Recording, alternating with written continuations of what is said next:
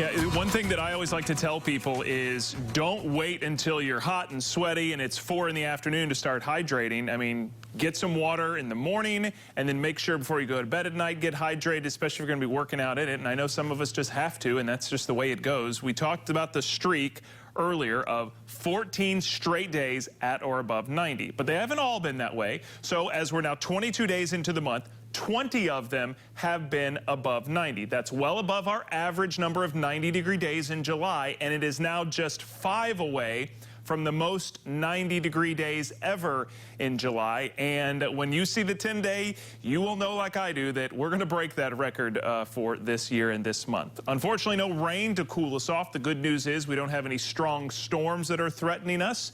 However, the rain chances will go up starting tomorrow. And our temperatures technically were cooler today.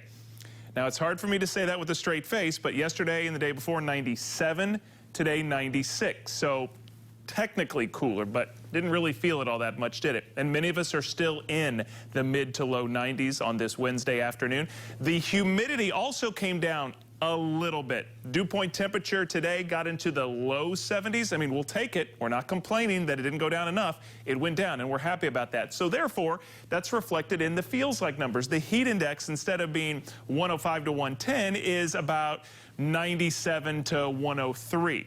Still dangerously hot, and it's still going to be that way tomorrow, but we're moving in the right direction. And as we head into tonight, 89 at 8 o'clock is still going to feel like 96. 83 at 10 is going to feel like 88. It's going to be tough to find any rain out there. And then as we head into the overnight hours, we'll only fall down to about 73. Also for the rest of tonight, even though the rain chances is really, really small, any storm that does pop up could bring a threat of severe weather. The Virginia border counties still under that marginal risk of severe weather, damaging wind being the main threat. Remember, we talked yesterday, the real severe weather threat today is way up in northern Virginia, so not really here. That's going to be a little different tomorrow, and let's talk about why. First of all, better rain chances, more clouds.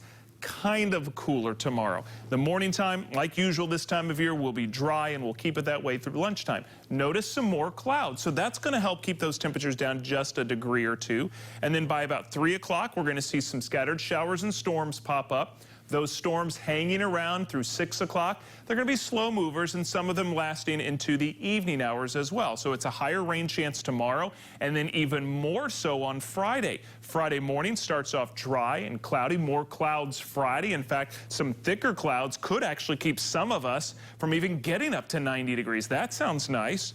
As we get into the afternoon Friday, notice more green, more coverage on Friday, so better rain chances, but still some thunderstorms will be possible. That's Friday. Tomorrow, we still have that marginal risk of severe weather. So a little bit cooler, a marginal risk of severe weather, and more of us are going to see rain tomorrow. And if you missed it earlier today, out in the tropics, Tropical Depression 7 became Tropical Storm Gonzalo. Not a whole lot's changed otherwise. It's still way out there, still expected to be in the Caribbean this weekend. However, it now is forecast to become a hurricane, possibly as early as tomorrow. And the hurricane hunters are in the Gulf of Mexico right now. There you can see we're tracking them live.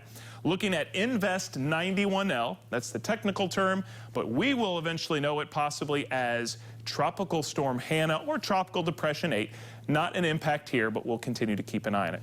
Meanwhile, we're going to see a temperature of 94 tomorrow, the coolest in several days, with a 40% chance of storms. That's up to 60% Friday with a high of 89, and then 40% Saturday with a high of 90, and then we'll be drier next week, and that means hotter this time of year, more mid to low 90s on your 10-day forecast.